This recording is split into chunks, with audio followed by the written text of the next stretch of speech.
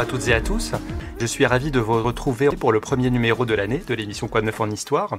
Je suis Hassan Moubarak et l'émission d'aujourd'hui est consacrée à l'une des plus grandes figures de notre histoire, Napoléon Bonaparte, qui est le sujet d'une actualité éditoriale particulièrement riche en ce début d'année, avec la parution de 2 superbes livres dont je reçois les auteurs. Mon premier invité est Michel d'Ancoine Martineau. Bonjour. Bonsoir. Vous êtes consul honoraire de France à Sainte-Hélène, l'île où Napoléon a passé les 6 dernières années de sa vie, et vous êtes le conservateur des domaines français de l'île. Vous publiez Le Dernier Napoléon, 1819-1821, aux éditions Passé Composé, qui est un essai à la fois historique et intime sur les dernières années de la vie de Napoléon. Et je reçois également Charles-Édouard Vial. Bonjour. Bonjour. Vous êtes archiviste paléographe, docteur habilité en histoire et conservateur au département des manuscrits à la Bibliothèque nationale de France. Vous êtes l'auteur de nombreux ouvrages sur la période napoléonienne et révolutionnaire. L'avant-dernier était une biographie renouvelée et particulièrement remarquée de Marie-Antoinette. Et là, vous publiez toujours chez Perrin Les lieux de Napoléon, un essai dans lequel vous faites un tour d'horizon des 65 lieux marquants de la vie de Napoléon qui ont été importants à différentes étapes de son parcours. Sainte-Hélène y figure bien évidemment et je vous propose à tous les deux de commencer par là. Ma première question est pour vous, Michel d'Ancoine Martineau. Avant de parler du livre, on peut parler de l'île britannique de Sainte-Hélène, qui est une île isolée, volcanique, en plein Atlantique Sud, facile à surveiller et facile à défendre, ce qui explique que les Anglais ont décidé d'exiler Napoléon là-bas en 1815, après la défaite de Waterloo et son abdication. Vous êtes installé sur l'île depuis 1985. Quand vous débarquez sur l'île, j'imagine que vous retrouvez la même description qu'en fait Jean-Paul Kaufmann dans son livre La Chambre noire de Longwood. Un climat rude, brumeux, venteux, et en plus particulièrement sur Longwood, la maison de Napoléon. Qu'est-ce qui vous a attiré au point d'y rester ? Ce qui m'a permis vraiment, ce qui m'a motivé de rester, ce sont la société, ce sont les gens. L'île en soi, elle est exceptionnelle de beauté, mais elle n'est pas unique en soi. Mais la vie en société, en milieu clos, ça m'a séduit d'emblée. C'est le côté vivre en communauté, faire replier sur elle-même. Surtout que moi, c'est donc en 85, comme vous avez dit, les Héléniens Madame Thatcher leur avait retiré leur nationalité. Et donc, ils étaient eux aussi coincés sur leur île. Et ça avait créé un sentiment de vie en vase clos, mais où tout le monde soutient tout le monde. C'était merveilleux. Vous êtes à Paris là pour 2 semaines, à l'occasion de la parution de votre livre. Je crois que maintenant, il y a une liaison aérienne entre Sainte-Hélène et l'Afrique du Sud, mais jusqu'à il y a quelques années, c'était une île très très isolée. Il fallait s'y rendre seulement en bateau. Charles-Édouard Vial, vous y êtes allé ? Pas encore, mais ça va venir un jour ou l'autre. C'est loin, c'est un peu intimidant presque d'aller à Sainte-Hélène, même si ça a peut-être perdu de son charme maintenant que ça n'est plus en bateau, en avion, c'est plus rapide, mais ça reste une destination intimidante. Alors je sais que c'est absolument paradisiaque, c'est idyllique, mais j'attends peut-être d'être prêt à y aller. Ça va prendre encore quelques années, mais je viendrai te voir, Michel, à un moment. En tout cas, Sainte-Hélène, c'est un territoire britannique, mais Michel, je l'ai dit, vous êtes conservateur du domaine français, parce que la France y a des possessions. Voilà, donc depuis Napoléon III, la France est devenue propriétaire de 2 propriétés, les plus emblématiques. Justement, on parle des lieux de Napoléon, donc on va en parler. La maison de Longwood, c'est la dernière résidence de Napoléon, et le lieu ultime, évidemment, la tombe.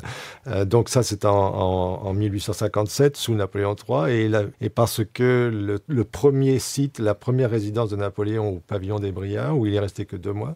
C'est une histoire qui est très optimiste, très joyeuse, on va dire.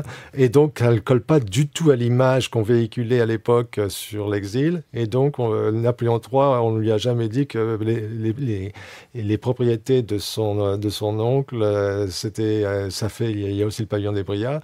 Donc, on l'a oublié. Et ça, c'est rentré dans le giron des propriétés de l'État français en 1959 par un don privé. Beaucoup de choses ont été écrites sur Napoléon à Sainte-Hélène. Qu'est-ce qui vous a motivé, vous, à apporter votre contribution, qui n'est pas un essai historique classique ? Et on lit en plus dans les remerciements que vos amis Thierry Lenz et d'autres ont été assez moteurs dans l'accouchement de ce livre. C'est le livre que j'aurais aimé avoir eu à ma possession quand j'ai pris le poste en 87. C'est le pourquoi de cette maison. Pourquoi on garde ce lieu où a habité Napoléon? Ça doit même un des lieux en tant qu'empereur où il est resté le plus longtemps, peut-être, certainement. Et donc, c'est un lieu mal défini et je ne comprenais pas pourquoi on le gardait. Surtout que quand je suis arrivé, c'était un musée napoléonien où il y avait et la grandeur de la France. Donc on y trouvait aussi bien pêle-mêle des fauteuils Louis XIV, on y trouvait des commodes Louis XV, tout pour des dépôts du mobilier national de l'époque, juste pour bien insister sur la grandeur de la France, mais je trouvais que c'était totalement anachronique.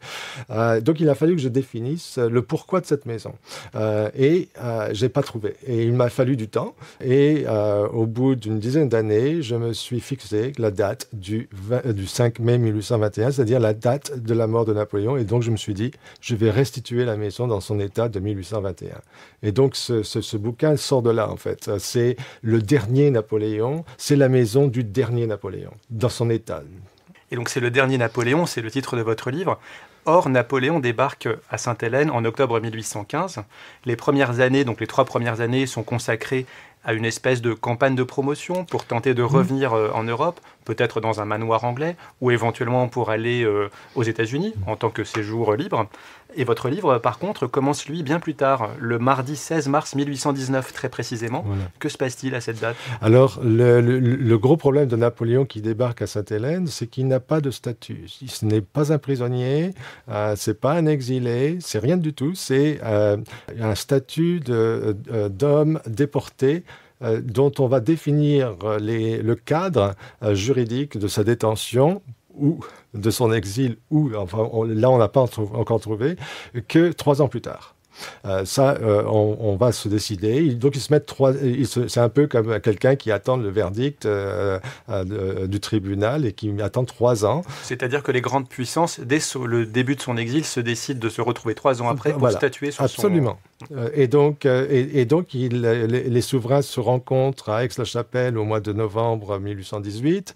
Et là, en annexe, entre eux, ils discutent derrière le faste des cérémonies qui entourent le congrès d'Aix, la chapelle, ils décident en aparté, comme ça, en annexe, pour pas que ça soit bien officiel, que fait-on de Napoléon ? Et pour la première fois, ils vont, enfin, quand vous êtes condamné en prison, vous avez toujours le nombre d'années, ou c'est à vie.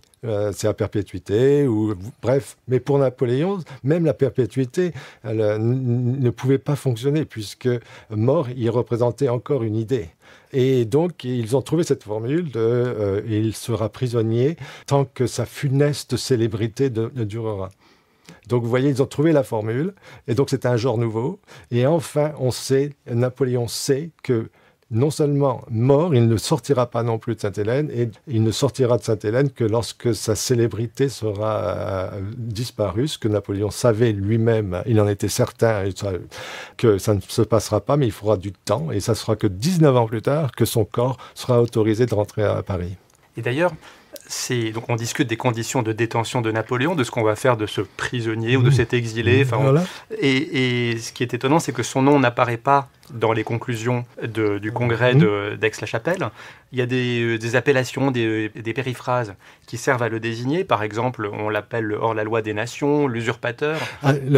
Pas dans le texte officiel. Il n'est même pas mentionné même en termes péjoratifs. Il est même pas... Et c'est pour ça que vous préférez l'expression l'innommé de Sainte-Hélène. Absolument, parce que dans l'acte officiel du congrès d'Aix-la-Chapelle, même en filigrane, il ne figure pas. C'est assez étonnant. Et il a fallu que 3 ans pour qu'un homme qui a occupé la place pendant 15 ans dans la vie politique ait disparu totalement. Et ça, c'est quand même invraisemblable. Et ça a été un choc pour Napoléon. Donc, pour répondre vraiment à votre question, il ne découvre que les résultats d'Aix-la-Chapelle qu'au mois de mars 1819. Et là, c'est pire que ce à quoi il s'attendait. Il se doutait bien qu'il allait devoir rester à Sainte-Hélène, mais le fait de ne pas avoir été même mentionné, ça a été un choc. Il comprend cette décision avec le temps passé à Sainte-Hélène, donc ces 2-3 dernières années de sa vie. Est-ce qu'il comprend pourquoi finalement on l'a mis de côté sans le nommer? Il le comprend, mais il ne l'admet pas. Mais c'est vraiment un choc. Et donc pendant 2 jours, on ne saura rien de comment il a digéré cette nouvelle, mais par contre, donc évidemment, il sort de son silence, de son mutisme, et là, il se replie sur lui-même et s'enferme dans ses 2 chambres, et il a une boulimie de livres, donc excite l'idée qu'il ait été dépressif, ou parce que le fait de lire, d'avoir une boulimie de lecture, c'est vraiment pas l'expression d'un dépressif. Bref, mais il s'enferme, il ferme les volets, il rajoute des cadenas à ses portes et ses fenêtres pour vraiment s'enfermer, et il va sortir de sa thébaïde. C'est vraiment étonnant. À partir de ce 16 mars 1919 et jusqu'à son décès, donc le 5 mai 1821, vous l'avez dit, votre livre se lit comme une sorte de journal intime, avec des entrées qui sont représentées par des dates. On a beaucoup d'archives, on a les mémoires de quasiment tous ses accompagnants, hein, Emmanuel de Lascaz avec le mémorial de Sainte-Hélène, mais aussi d'autres mémoires, y compris la femme du général de Montholon, etc. On a pas mal d'archives, mais il y a 2 trous dans cet emploi du temps qui sont précisément le lendemain et le surlendemain, le 17 et le 18 mars, sur lesquels on ne sait rien. Donc ce sont les 2 jours qui ont suivi l'annonce de ce congrès. Pourquoi on ne sait rien? Les noms que vous citez, Lascaz et Madame de Montholon, vont partir Lascaz était déjà parti, Madame de Montholon était déjà en partance, et donc même les témoins français se raréfient. Ça c'est du côté français, on ne peut que se référer, hélas, à des auteurs qui tenaient des journaux qui n'étaient pas faits pour être publiés, comme ceux du journal de Bertrand, de Marchand, d'Ali, tous les serviteurs et les généraux qui l'ont suivi, Montholon. Mais en fait, c'est pas la base de la source pour mon travail, qui devait être plus sur le terrain. Donc des sources anglaises plutôt? Presque exclusivement.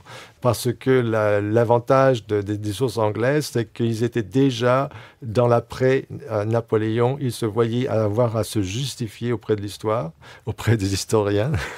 et donc, ils gardent toutes les notes. Même, on retrouve même, Charles Éloi peut en témoigner, il y a à la Bibliothèque nationale des volumes entiers de ça, et des papiers d'Hudson Law, où on voit même des petits papiers repliés en 4, en 5. C'est assez étonnant. Les Anglais gardent absolument tout, au cas où ils auraient à se justifier, ce qui n'a pas manqué, évidemment. Je rebondis sur vous, Charles Éloi, puisque Michel nous tend la perche. Donc vous êtes archiviste paléographe. Pour ceux qui ne connaissent pas le terme, vous êtes spécialiste des écritures anciennes. Et il y a beaucoup de manuscrits et de correspondances de Napoléon conservées à la BNF. Alors, à la BNF, il y a effectivement beaucoup de choses, et notamment sur l'exil de Napoléon à Sainte-Hélène, puisque Hudson Law, vieillissant, a recopié ses archives, les a remises en ordre, et en a vendu une partie, ou ses descendants plus exactement, en ont vendu une partie à la France, donc sous la monarchie de Juillet, à l'époque où Louis-Philippe réhabilite un petit peu l'histoire de l'Empire.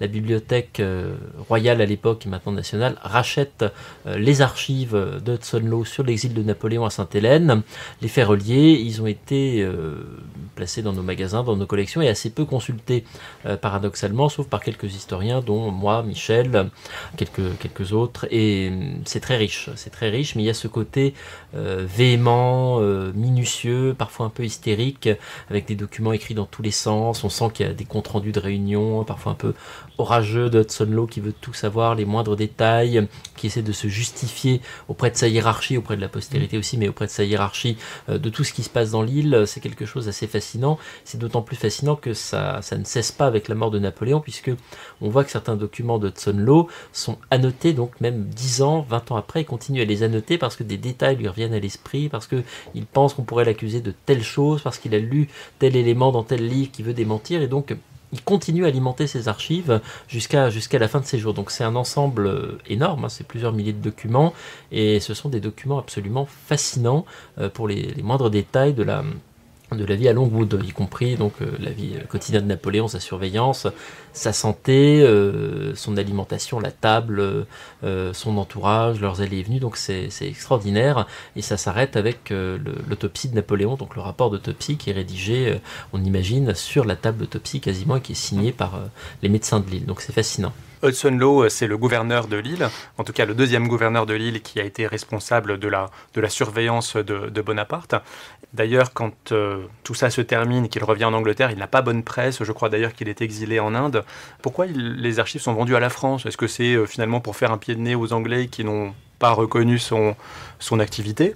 Alors, je pense qu'elles ont été vendues à la France parce que la France était prête à les acheter, tout simplement, et que, surtout, il y avait, on va dire, 2 jeux d'archives, puisqu'il en avait recopié une partie, donc il a pu en réalité, lui, et puis ensuite ses descendants, constituer 2 fonds d'archives, donc il y en a un en France et un à Londres, à la British Library. Alors, on peut peut-être y voir aussi une volonté que l'histoire puisse être écrite par les 2 camps, ça pourrait être assez intéressant, mais c'est surtout, je pense, simplement une façon de se faire de l'argent en vendant 2 fois les mêmes archives à deux institutions différentes. Mais c'est assez intéressant. Pour l'histoire des archives, cette démarche est assez inédite. Mais dans les documents qui sont de la Bibliothèque nationale, là, il y a beaucoup plus de documents originaux qu'il y en a à Londres. À Londres, c'est beaucoup de recopies.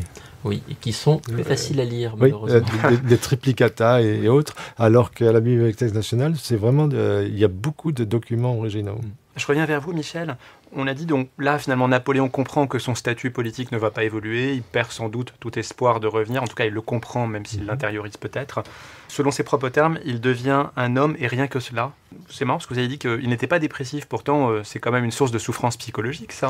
Oui, mais justement, à partir du moment, je pense qu'il durant ces 6 mois, c'est la transition entre un homme qui, pendant toute sa vie publique, qui n'avançait qu'à partir de l'obligation des résultats qu'il devait faire. À partir du mois de mars 1819, il n'a plus d'obligation de résultat. Il doit agir, mais sans objectif. Et à ce moment-là, ça change toute la donne. C'est-à-dire que là, on peut lire Homère sans objet. On peut se donner du plaisir. C'est un peu la lecture de la poésie, etc., où on profite enfin de ça. Et les livres lui ont certainement, à ce moment-là, il a vraiment émergé grâce à en s'étant dégagé de toute obligation de résultat. Et ça, c'est terrible. Et d'ailleurs, c'est la raison pour laquelle beaucoup d'historiens, quand ils rédigent un Napoléon à Sainte-Hélène, et c'est ce qui m'a frustré quand je suis arrivé en 87, c'est que les historiens fonctionnent sur le même mode opératoire. Ils ont besoin de savoir quel est le moyen qu'il avait pour un résultat. L'historien, sans cette espèce d'obligation de résultat, est un peu perdu. Donc, ils ne comprennent pas, donc ils passent assez vite. C'est assez flagrant. Vous êtes d'accord, Charles Éloi ? Oui, et j'ajouterais, déjà pour les livres, je suis tout à fait d'accord avec toi, puisque j'avais travaillé aussi sur le sujet. Ce sont ses plus fidèles compagnons, finalement, les livres.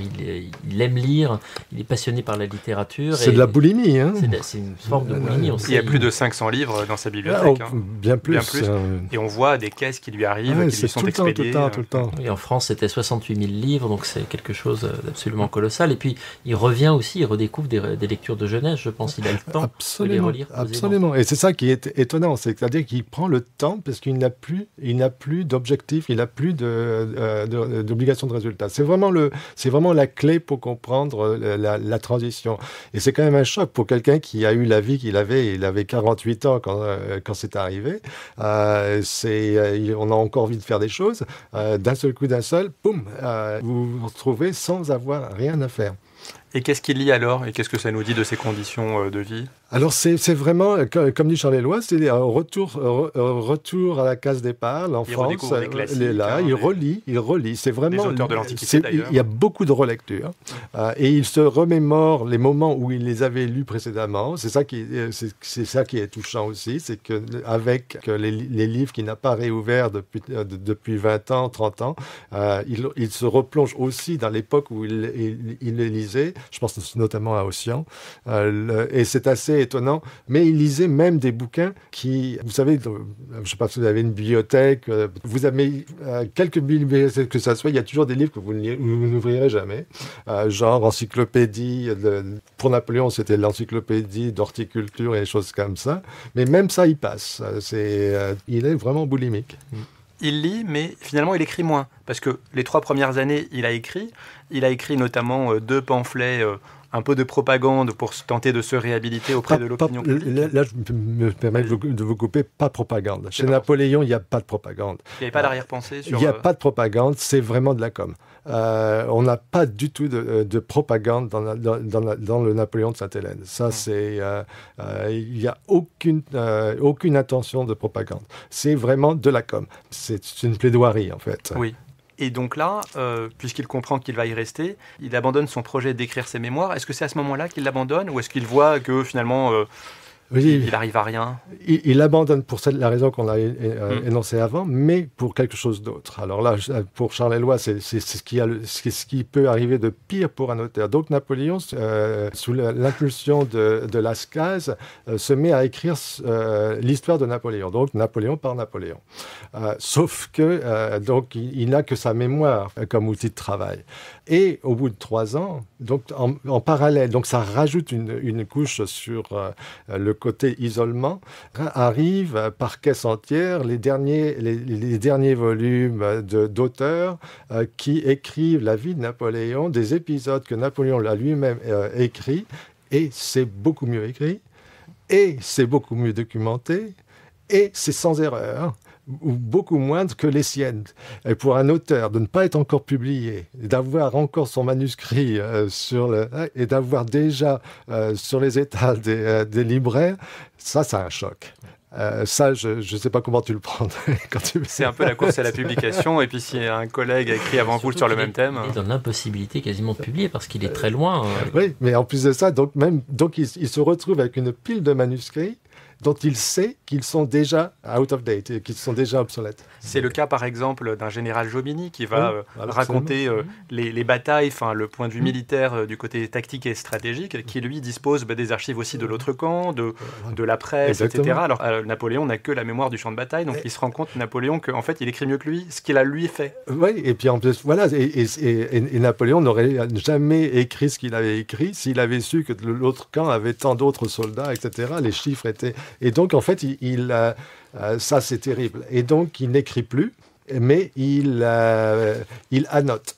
Parce qu'en plus de ça, il se trouve que les Français qui l'entourent parlent tous de leur départ, etc. Donc, il se fâche un peu avec son premier officier, donc le général Bertrand. Le général de Montholon, il le rebroue comme un soldat, et il va jouer pâle. Donc, il va se mettre au vert. Et donc, Napoléon se retrouve tout seul dans sa chambre, et donc, il lit. Et il annote à la main et pour les bibliothécaires et pour les collectionneurs de livres de Napoléon, les livres annotés de la main de Napoléon, c'est uniquement à partir de 1819 précisément. Et ceux-là, évidemment, sont bien recherchés. Et il a une idée tous les jours d'un projet éditorial. Donc un jour, il va dire mais Jomini, vraiment, il fait les choses bien, mais quand même, il fait des erreurs. Il faudrait faire une édition critique. Donc il se lance dans un projet éditorial les éditions de Jomini, mais édition critique. Et vraiment le projet qui serait formidable, c'est de retrouver ces volumes annotés par Napoléon et d'en faire précisément ce qu'il voulait faire. Ouais. Ces 2 dernières années, donc, il y a un événement qui est marquant, en dehors de la lecture et de l'écriture, c'est le soin que Napoléon met à aménager son cadre de vie, et cela se traduit à la fois par des aménagements de l'intérieur de la maison, mais surtout par les extérieurs, les jardins. Et d'ailleurs, Charles Éloi, les jardins, ça a toujours été très important dans les lieux que Napoléon habitait. Oui, il aime la nature. Alors ça, c'est quelque chose qu'on n'imagine pas, mais il aime les arbres, il aime la verdure, il aime les grands espaces, il a besoin de prendre l'air, il a une certaine sensibilité romantique, donc pour lui, la nature, c'est important. Pas les petits jardins, ce qu'on appelle les jardins à l'anglaise, avec des petits sentiers sinueux, ce qu'on retrouve par exemple à Malmaison, chez Joséphine, ça coûte des fortunes, et il n'aimait pas ça, parce que déjà, il a ce côté un petit peu radin, mais il préfère aussi la nature sauvage que la nature très travaillée, très artificielle, mais en tout cas, pour lui, la verdure, c'est important, et il fait attention au jardin dans toutes les résidences où il vit. On le voit par exemple, évidemment, Malmaison, il va laisser Joséphine s'occuper du jardin, mais il va s'intéresser à la forêt, au grand parc qui entoure Malmaison. Il va s'intéresser au château de Compiègne, où il va faire aménager, en tout cas, il a un projet, il n'a pas le temps d'aller jusqu'au bout, un projet de rivière artificielle qui aurait fait plusieurs kilomètres de long, donc une sorte d'aménagement du territoire. À Fontainebleau également, il fait aménager son propre jardin où il peut se promener tranquille. À Versailles, Versailles, il a des idées assez farfelues. Il veut faire détruire le jardin de Louis XIV et faire construire des maquettes géantes des villes qu'il a pu visiter, ce qui aurait été dommage pour Versailles. Du dernier mauvais goût pour ses contemporains, mais pour moi ça m'intéressait comme anecdote parce que ça montre l'intérêt qu'il a pour les lieux où il est passé. Et cette démarche de remémoration autour des lieux, c'est quelque chose que Napoléon lui-même adopte en quelque sorte. Mais en tout cas, pour ce qui est des jardins, c'est une nécessité chez lui, c'est un besoin chez lui. Il y a cette fascination de la nature. Et alors là, je tends la perche à Michel volontairement, mais il y a cette idée de Napoléon qui devient jardinier à Sainte-Hélène. Oui, parce qu'on le voit là, il devient jardinier, enfin paysagiste même. Oui, mais et même spécialiste, puisqu'il lit des ouvrages de botanique. Il lit des livres de botanique, et évidemment, il sait que le général Bertrand et Montelon ne les ont pas lus, donc d'un seul coup, pendant 2 heures, il va parler des vertus de l'introduction de la luzerne dans les potagers pour apporter de l'azote. Et donc, il est vraiment le connaisseur. À Longwood, contrairement aux espaces où il a vécu durant son règne, c'est la petitesse de l'espace. Donc là, il est obligé de structurer son jardin au maximum, mais il va reprendre exactement ce que tous les jardins qu'il a dessinés et conçus ou améliorés, et ça va même depuis Chantraine, en fait, même à son retour. Et il a toujours cet élément eau. C'est le point de départ de toutes ces et ombres. Et il a toujours des allées ombragées, des pergolas, des choses comme ça, toujours ombragées. C'est un homme de l'ombre et de l'eau. Pour lui, le jardin commence par ces éléments-là et doivent être motivés par ça et structurés par ça. Alors lui, c'est pas un grand manuel, il lui arrive parfois de manipuler la pelle, mais il se fait aider bien sûr par ses compagnons, mais aussi par des soldats anglais qui l'embauchent, et puis par des travailleurs chinois, parce qu'il y a une colonie de travailleurs chinois à Sainte-Hélène qui, si je ne me trompe pas, appartenait à la Compagnie britannique des Indes orientales. Absolument. Donc il y avait des Asiatiques. Et ses travaux paysagistes, est-ce que c'est pas aussi un moyen pour lui donc d'étendre son domaine et de mettre aussi à distance un peu le gouverneur anglais ? Tout ça c'est combiné. Mais c'est surtout, c'est un échappatoire quelque part, mais salutaire mentalement, et c'est une diversion en fait. Il faut voir ça comme une diversion, et surtout de ne plus être dans le schéma classique de l'homme qui se morfond parce qu'il a une mauvaise nouvelle. Bon, il a accusé le coup, il a mis quand même le temps, il a mis 6 mois pour s'en sortir, mais il y en a d'autres qui ont passé beaucoup plus de temps à rechigner là-dessus, et il a rebondi. La vie a gagné sur lui, et il reprend goût à la vie. Il remonte même sur un cheval. C'est vraiment l'homme qui redécouvre les plaisirs, les joies simples d'un jardinage. Et donc Charles-Éloi, est-ce que vous iriez jusqu'à dire que Sainte-Hélène est devenu un des lieux qu'il a aimé ? Alors, faut peut-être pas exagérer.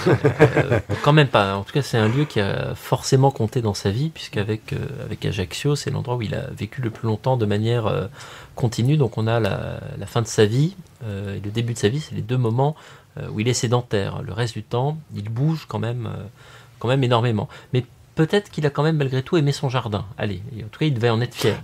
Voilà, il a une fierté parce qu'il a optimisé les conditions. Il est resté militaire jusqu'au bout. Il a dit, voilà ce qui me reste, et donc je vais l'utiliser. Pratique, donc voilà, j'ai ça comme surface. Il est taquin aussi, donc ça va embêter Hudson Lowe, qui lui, toujours suspicieux, toujours en train d'analyser, de lire entre les lignes, ce qu'il n'y a rien d'écrit. Et il va se retrouver, Lowe va trouver suspect les activités de jardinage de Napoléon, et il va en référer. Il a eu une mauvaise idée d'en référer à son ministre de tutelle, qui était le ministre de la guerre et des colonies, Bathurst, et Lord Bathurst envoie une lettre, mais qui est admirable, qui est aussi au Bibliothèque nationale. Il dit à Lowe explicitement: mettez tout ce que vous avez en moyens, et il a beaucoup de moyens, envoyez des bateaux au Brésil, en Afrique du Sud, cherchez-lui des plantes, mais il faut absolument que sa passion de jardinage perdure, parce que ça simplifie la vie de tout le monde. C'est facile de garder un prisonnier qui se laisse voir, et il joue le jeu. Et Lowe, évidemment, il est obligé mais il renonce pas, donc il relance son ministre de tutelle en disant: mais vous savez qu'il envoie des messages codés, pas avec des haricots blancs, verts, Et donc, il doit y avoir un code derrière tout ça. Le ministre qui est quand même... on ne saura jamais ce que le ministre a répondu, puisqu'il n'a jamais répondu. Michel, vous avez été à l'origine donc de la restauration de la maison de Langoude.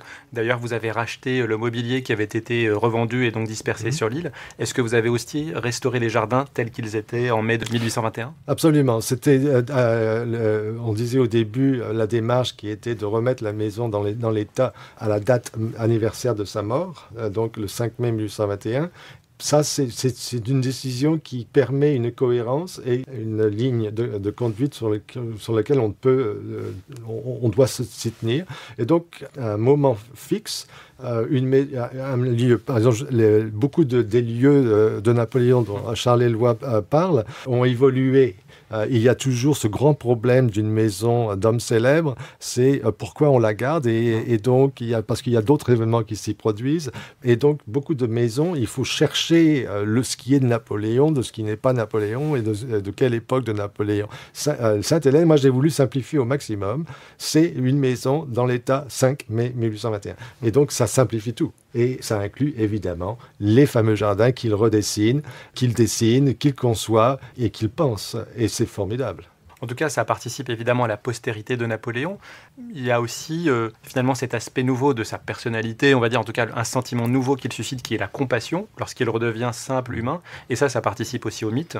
Puisque dès son vivant, on le compare aussi au Prométhée moderne, enchaîné sur son rocher, etc.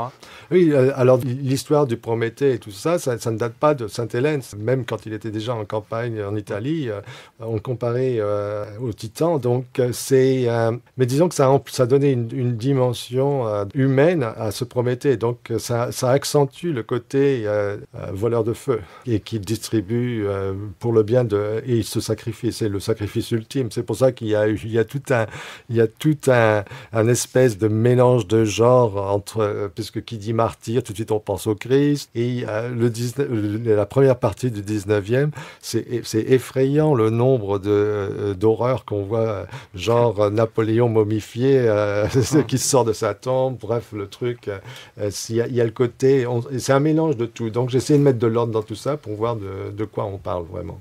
Et la postérité, elle peut aussi passer par la peinture, par les arts. Et donc un petit mot sur la couverture de votre livre, parce que c'est un portrait, une aquarelle qui a été peinte par le Britannique James Sant en 1900, qui est intitulée Sainte-Hélène, la dernière phase. Donc évidemment 1900, il n'a pas connu Napoléon. C'est conservé dans les collections du musée de Glasgow. Est-ce que ce portrait de Napoléon est fidèle selon vous ? Parce qu'il y a plein de représentations. Non, alors ça c'est justement cette illustration, c'est pour bien montrer aussi que la démarche qui est dans le livre. Je n'affirme rien, c'est l'interprétation, c'est la lecture que j'ai du dernier Napoléon. Et ce portrait date du début du XXe siècle. Et donc c'est déjà, elle aussi, une interprétation. Et c'est surtout une illustration pour un livre d'un Anglais, et c'est pour bien rappeler qui était défenseur de Napoléon, de l'image de Napoléon, Lord Rosebery, et c'est pour bien rappeler que durant l'exil de Napoléon, les seuls vraiment outrés par le sort réservé à Napoléon encore vivant à Sainte-Hélène, étaient principalement, pour ne pas dire exclusivement, des libéraux et des radicaux de gauche en Angleterre à l'époque, comme Shelley, comme Byron, Lord Holland, bref, toute l'intelligentsia anglaise de gauche. Et en fait, il était perçu comme une victime que par une élite. Il y a un autre tableau qui est très connu, c'est l'aquarelle de 1820 de François-Joseph Sandman, où on voit Napoléon avec sa redingote verte de dos, en fait, qui fait face à la mer. C'est un tableau, Charles Éloi, qui est conservé au musée du Bois-Préau, à la Malmaison, qui est un lieu où beaucoup de choses en rapport avec Sainte-Hélène sont conservées, et c'est évidemment un des lieux de votre livre, les lieux de Napoléon parus chez Perrin. La Malmaison, c'est d'ailleurs la couverture de votre livre. Vous avez donc sélectionné 65 lieux emblématiques. Comment vous les avez retenus ?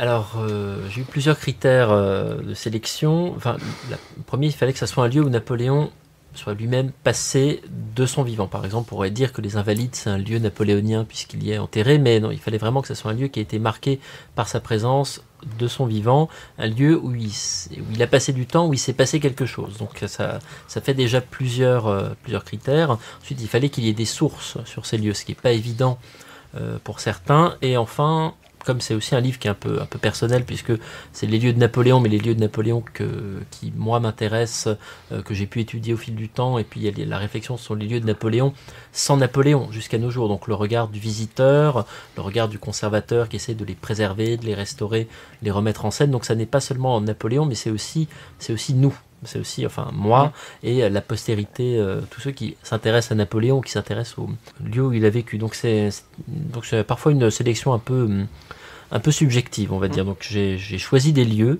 parce que j'ai trouvé que ils avaient joué un rôle dans sa vie et qu'il y avait encore quelque chose qu'on peut en dire, puisque ça peut servir de guide de voyage à la limite. On peut partir sur les routes de l'Europe et regarder ces lieux. Alors je ne les ai pas tous visités en détail. Par exemple, je ne suis pas allé en Russie pour ce livre, mais malgré tout, l'idée c'est que ça puisse servir également livre en main pour découvrir certains lieux et mieux comprendre qu'est-ce qui s'y est passé quand Napoléon y était. C'est vrai qu'il y a un moment un inventaire des lieux où il a été, et notamment le nombre de jours passés à l'étranger, en Allemagne principalement, enfin dans l'actuelle Allemagne. Et Napoléon, il s'est rendu, a dormi ou a logé dans des centaines d'endroits, donc en France ou en Europe. Où est-ce qu'il s'est senti particulièrement chez lui? Quels sont les lieux dont on sait qu'il a aimé?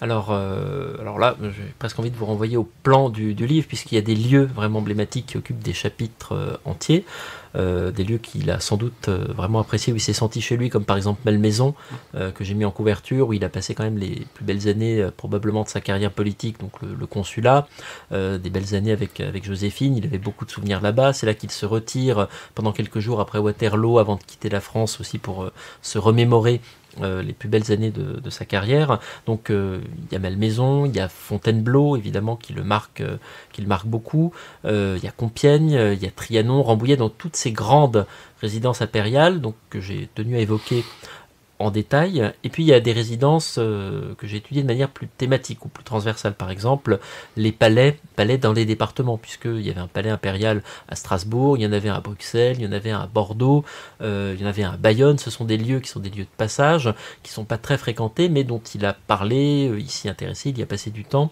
Donc ça me paraissait intéressant d'évoquer un peu cette galaxie de palais napoléoniens. Et enfin, il y a tous les lieux de passage, puisqu'effectivement en Allemagne, en Autriche, en Russie, en Italie, il a dû passer du temps, parfois une nuit, parfois 10 jours, dans des châteaux, dans des auberges, parfois c'était de simples cabanes à la lisière d'un champ de bataille. Donc ce sont des lieux en soi, même si parfois ils n'existent plus, certaines cabanes, certaines auberges, certains hôtels particuliers ont disparu, mais c'est intéressant de les évoquer parce qu'il s'y est passé des choses et qu'ils ont été décrits. On peut trouver des archives, des témoignages, donc pour le quotidien, la connaissance du quotidien de Napoléon, ça me semblait intéressant de les remettre en scène. Et enfin, il y a des lieux un petit peu particuliers. Donc il y a sa maison d'enfance à Ajaccio, dont il continue à parler, y compris jusqu'à la toute fin de sa vie à Sainte-Hélène.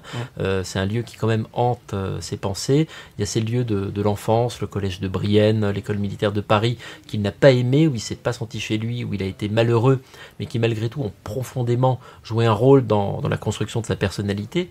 C'est aussi grâce à sa formation, son éducation, et aussi à cette enfance assez malheureuse qu'il est devenu qui il était. Et il y a des lieux, je trouve, dont on n'a peut-être pas assez parlé. Par exemple, son palais au Caire, où il a quand même vécu durant presque une année, qui était apparemment un palais absolument somptueux, dont on a des descriptions, il y a quelques dessins qui restent, et tout ce qu'on sait, c'est qu'il a été démoli quelques dizaines d'années après son passage pour construire un hôtel pour les touristes anglais. Donc c'est plus fort qu'eux, il faut qu'il embête Napoléon même.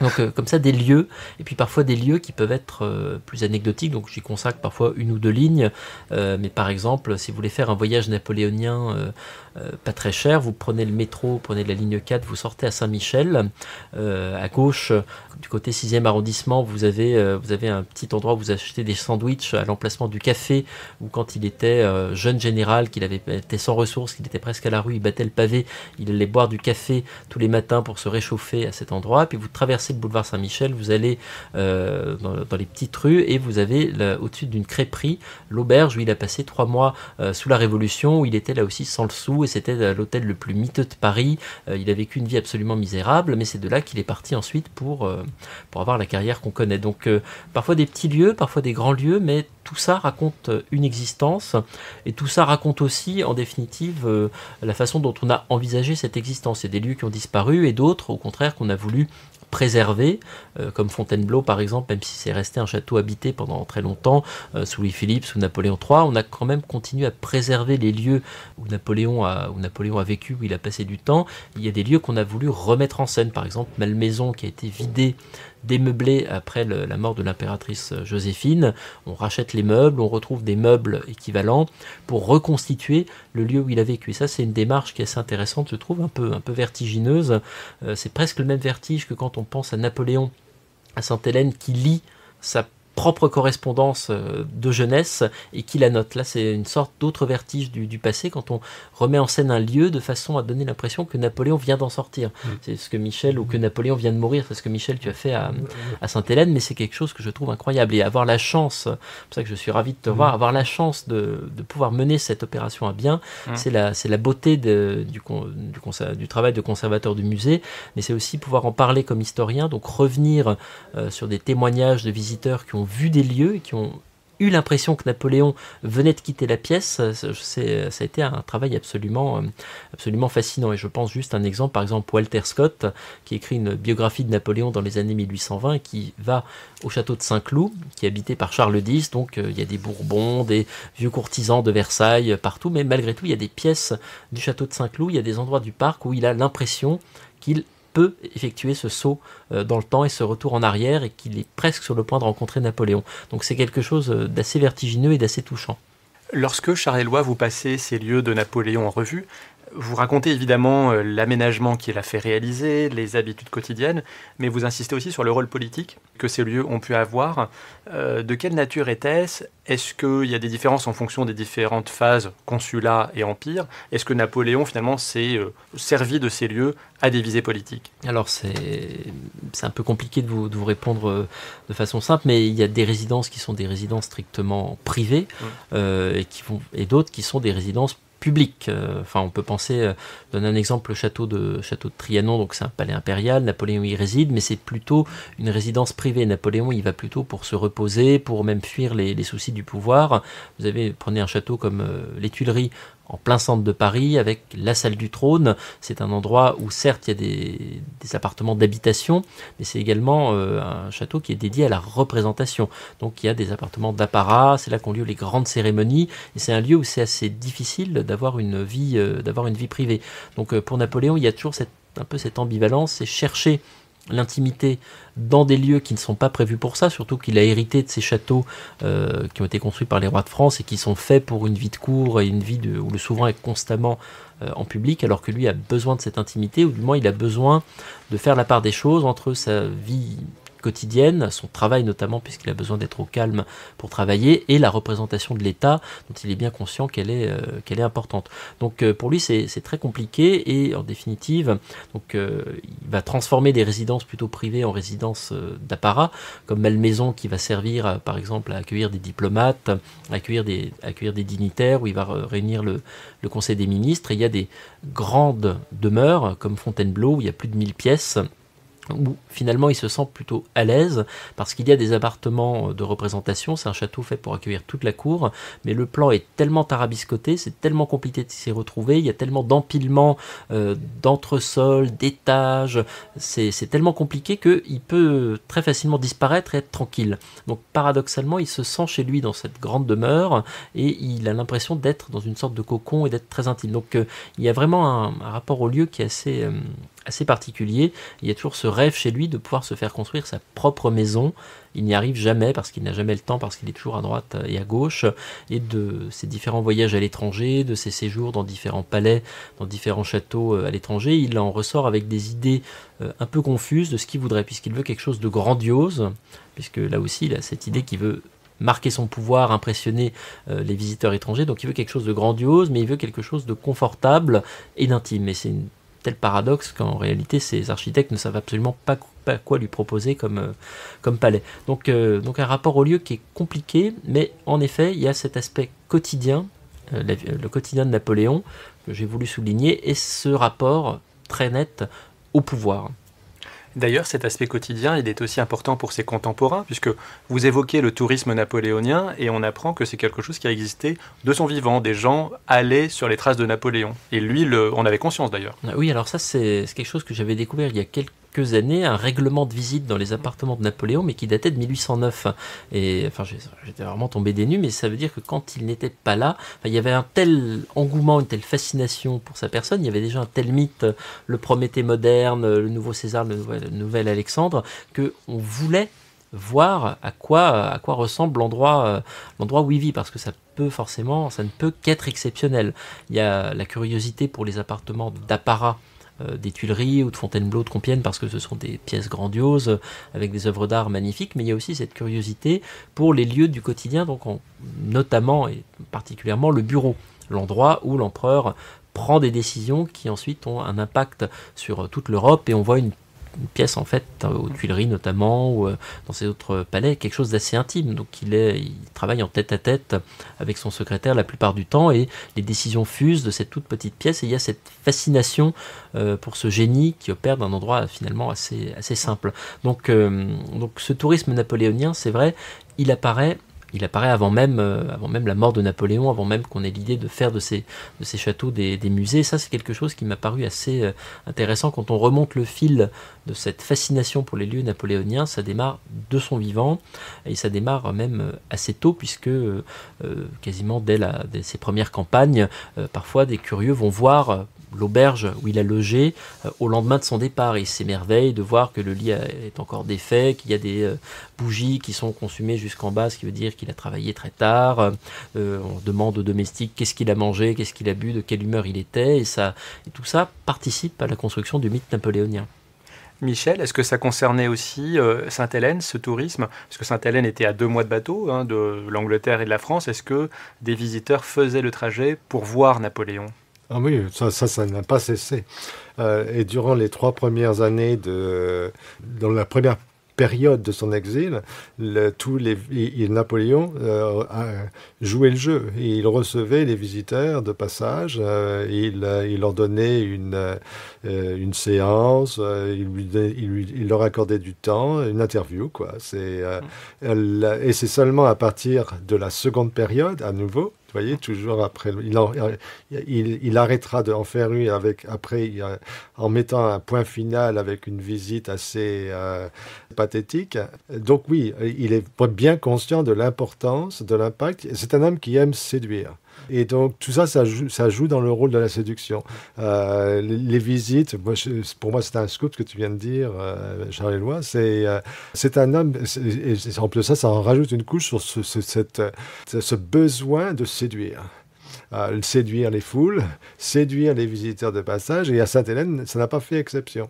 Et lui, en plus de ça, il joint l'utile à l'agréable, c'est que en espérant accueillir les visiteurs de passage, c'est qu'ils allaient être tellement séduits qu'ils allaient plaider sa cause auprès du public. Il y a toujours quelque chose en retour. Oui, on voit ça aussi à l'île d'Elbe, donc la période d'avant, où il y a aussi beaucoup d'Anglais qui viennent le voir, et ce dont il a besoin à ce moment, ce sont des informations sur ce qui se passe en France, et il leur raconte 2-3 anecdotes pour les épater, puis après, voilà. tout de suite, alors comment ça se passe Toujours ce besoin de séduire. Chez Napoléon, à Sainte-Hélène, ça n'a pas fait exception. Il fait peur parfois. Il y a certains touristes qui notent qu'il a l'air d'un faux vancage. Voilà. Forcément, il y a la frustration, bien sûr. Oui. Charles-Éloi, au XIXe siècle, c'est le moment où émerge la notion de patrimoine. On en a parlé un petit peu, où on commence à penser à conserver les lieux qui ont été habités, fréquentés par les grands hommes. Est-ce que les lieux napoléoniens sont traités de la même manière que les autres demeures royales de l'Ancien Régime? Et notamment, est-ce que le Second Empire, donc dirigé par son neveu, est une période plus propice aux souvenirs napoléoniens? Alors là aussi, ça dépend un petit peu des lieux. Mais effectivement, par exemple, Fontainebleau, Compiègne, les Tuileries, Saint-Cloud, Trianon, Rambouillet, tout ça, ce sont des lieux qui, jusqu'en 1870, sont encore habités, ou en tout cas susceptibles de l'être par l'empereur, par Napoléon III et sa cour. Donc il faut malgré tout qu'ils continuent à évoluer, il faut les adapter à la vie moderne. Donc il y a des pièces qui sont sanctuarisées, parce que le souvenir de Napoléon il est vraiment très fort. Je pense au cabinet de l'abdication à Fontainebleau, aux grands appartements de l'empereur à Compiègne. On n'y touche pas trop, mais il y a des lieux qui, au contraire, évoluent. On va installer le chauffage central, on va installer l'eau courante. Donc il y a toujours cette tension entre la volonté de modernisation et l'idée qu'il faut sauver quand même le plus possible du passé. Donc c'est de là peut-être un peu de cette tension qu'émerge cette notion de patrimoine, puisqu'on va commencer à restaurer petit à petit, à vouloir retrouver les bons meubles, à recommander, retisser les mêmes étoffes pour restaurer, remettre en état. Mais donc ça reste, le 19e siècle reste assez quand même, on va dire quand même assez progressiste. Il y a quelques pièces qui sont napoléoniennes, et puis pour le reste, on n'hésite pas quand même à tout bazarder, surtout qu'à la fin du 19e siècle, le style empire a assez mauvaise presse. Donc on a tendance à démeubler, enlever les décors empire pour essayer de reconstituer un style Louis XIV, Louis XV, Louis XVI, donc retrouver un passé qui semble plus prestigieux et artistiquement plus intéressant. Et il faut attendre encore un petit peu, plutôt, je dirais presque les années 30 ou même les années 50 pour que le style empire commence à être apprécié et étudié par les historiens de l'art et qu'on se dise finalement c'était peut-être pas si inintéressant, c'est pas juste des meubles sinistres en acajou sombre qu'il y avait dans le grenier de nos grands-parents, ça a un vrai intérêt et ces lieux méritent d'être remis dans leur état du Premier Empire. Et les grandes opérations de remeublement napoléonien en définitive, ça commence dans les années 60, 70, 80 et ça se poursuit encore aujourd'hui, mais donc vous voyez c'est assez tard dans le XXe siècle. Oui, d'ailleurs aujourd'hui on va aller sur ça parce que la restauration, les mises en valeur sont beaucoup gérées par l'État, mais pas que. Il y a un chapitre très intéressant dans votre livre qui s'appelle « Les lieux éphémères », donc qui ne parle pas des châteaux, mais qui va évoquer la berline de voyage, la tente de campagne, les diverses préfectures, sous-préfectures, mairies qu'il a pu visiter. Et puis il y a aussi un passage sur les baraques de Boulogne-sur-Mer, dans le nord de la France. C'est le lieu où en 1803-1804, il va installer un camp, sa volonté dans sa prévision d'envahir l'Angleterre. Et donc il séjourne là-bas au château de Pont-de-Brique, qui est en fait qui n'est pas un château, qui est une riche maison bourgeoise. Et je mentionne ça parce qu'il y a une association, le Cercle d'études napoléoniennes, qui aujourd'hui, avec l'agglomération du Boulonnais, vise à le restaurer, à le remettre en valeur. Donc ça veut dire que ces lieux napoléoniens sont aussi des initiatives locales d'historiens, de passionnés d'histoire. Exactement, il y a un côté associatif qui est assez intéressant. Il y a beaucoup de petits musées associatifs ou gérés parfois par des communes qui n'ont pas beaucoup de moyens. Ça peut être en France, ça peut être parfois en Belgique, en Italie. Donc des lieux de Napoléon qui sont préservés et on sent que donc, ça n'est pas effectivement que l'État, c'est aussi parfois une affaire de passion et de passionnés. Pour terminer, j'ai une question pour chacun d'entre vous. Charles-Éloi Vial, parmi tous les lieux qu'on a pu citer, lequel suscite le plus d'émotions chez vous? Pas forcément pour sa valeur historique, mais voilà, pour sa valeur sentimentale. Alors moi j'aime beaucoup le château de Rambouillet. Alors je sais que je parle toujours du château de Rambouillet, mais j'aime beaucoup parce qu'il y a cet empilement des siècles et cet empilement des pouvoirs qui est absolument extraordinaire. Donc la chambre de Napoléon, les appartements de Napoléon ont été restaurés en fin 2023, c'était rouvert au public. Donc vous avez à la fois du Napoléon, vous avez du Louis XVI, vous avez des présidents de la République, donc vous avez différentes époques. C'est une sorte de millefeuille dans un tout petit château assez mignon, un peu biscornu, un peu tarabiscoté, mais assez touchant. Et vous avez l'histoire de tous les pouvoirs en France, depuis François Ier qui est mort, jusqu'à la Ve République. Donc pour moi, c'est un lieu absolument fascinant. Ça nous montre cette mémoire du pouvoir qui s'incarne et qui s'imprime dans les lieux. Et pour vous, Michel, on a dit que vous étiez donc conservateur des domaines français de Lille. Vous avez dit qu'il y avait la maison de Longwood et le pavillon des Briards, donc les deux lieux où il a séjourné, mais il y a aussi la tombe de Napoléon. Oui, on ne l'a pas mentionné. Oui, évidemment. Je ne sais pas si tu en parles comme un lieu. Puisque... Alors, dans le chapitre Sainte-Hélène, voilà. C'est mentionné. Mais la tombe, alors là, c'est justement, j'ai pris le contre-pied de la démarche de Longwood, figée, sanctuarisée, à une date précise. Tandis que la tombe, c'est l'envol de l'exil, c'est l'interprétation et c'est le respect. Donc là, je laisse la nature faire décider du devenir du lieu. Je vous remercie en tout cas tous les deux d'avoir participé à cette émission. Merci. Je rappelle le titre de vos livres. Michel d'Ancoine Martineau, vous avez publié Le Dernier Napoléon, 1819-1821, aux éditions Passé Composé. Et vous, Charles-Éloi Vial, vous avez publié Les Lieux de Napoléon chez Perrin. Merci beaucoup d'être venus. Je vous donne rendez-vous bientôt pour une prochaine émission. Merci à tous les deux. Au revoir.